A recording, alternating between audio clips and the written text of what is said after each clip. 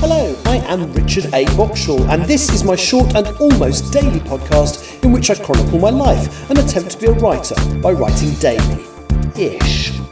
You're listening to the diary of a wannabe writer, Season 3. Hello, today is Monday the 6th of July 2026. Welcome to the show.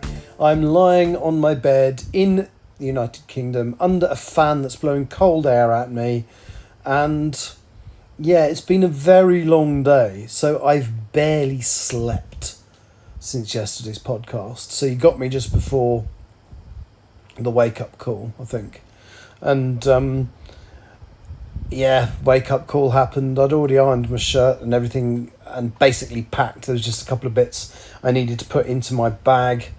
But other than that, it was done. And yeah, so I got picked up, went to the airport, did the flight home. Really enjoyed it. It was a lovely team, actually. You kind of end up feeling slightly closer to the people on this particular trip because you work 4 flights together instead of 2.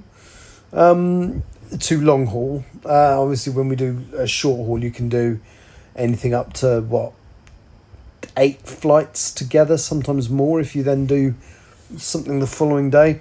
But in long haul terms, this is best it gets. And so it was a lovely crew.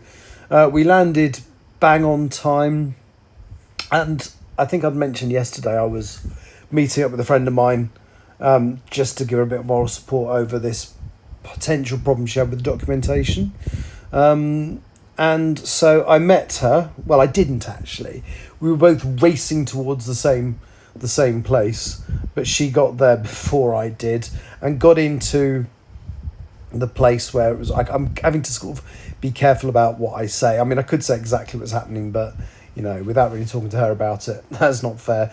But she got to the place where the meetings went to happen, and the initial problem she thought she had turned out not to be a problem.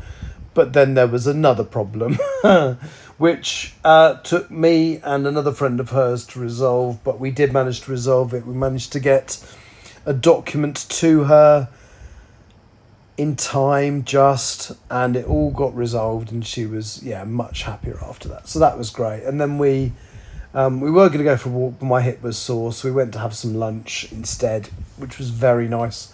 I've forgotten the name of the place, but it's somewhere she'd mentioned before. In fact, it's someone we'd booked before, but their kitchen flooded, and so they emailed to say, sorry, you can't come because the kitchen's flooded, can we book you into a different branch? But we were nowhere near the different branch, so we didn't go. Anyway, I can't remember what it's called, but it was like an Indian restaurant, and the food was amazing.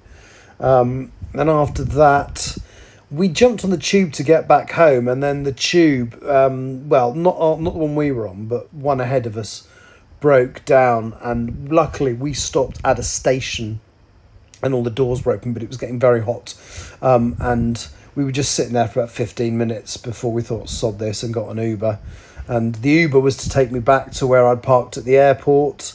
My friend is insured on my car because we did a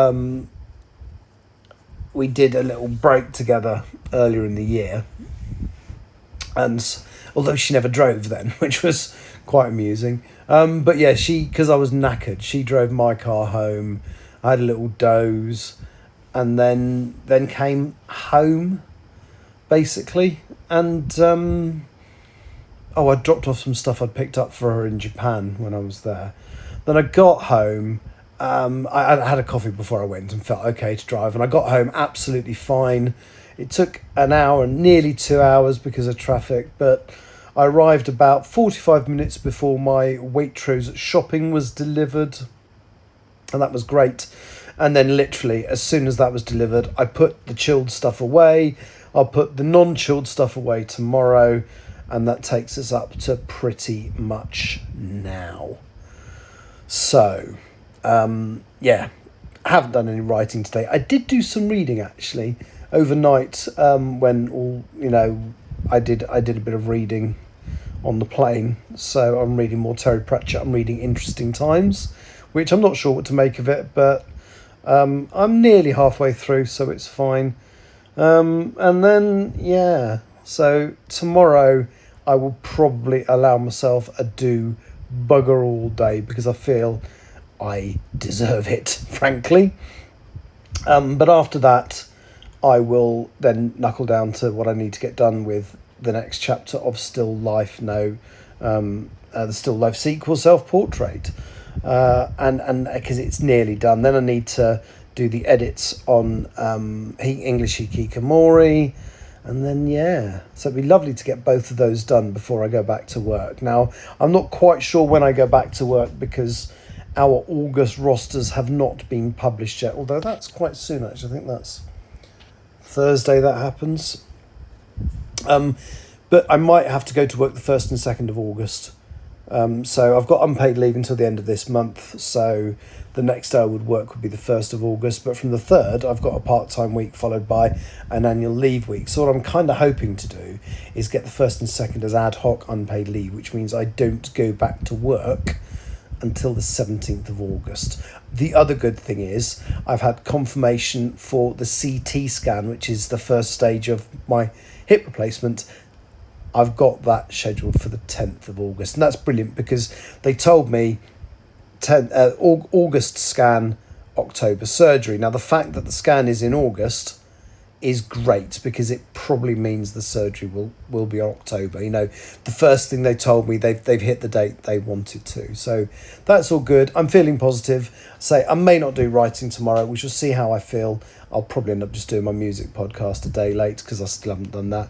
But that's my only plan for tomorrow. And then Wednesday, I shall start writing in earnest. Anyway, that's me safely back in the UK after 8-9 days away. Thank you for listening. I'll talk to you tomorrow. Bye-bye.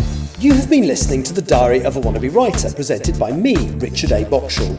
Thank you for tuning in to my cogitative considerations, and if you'd like to know more about me or my projects, visit my link tree on linktr.ee/Richard Writes. Capital R, capital W. Thank you for listening.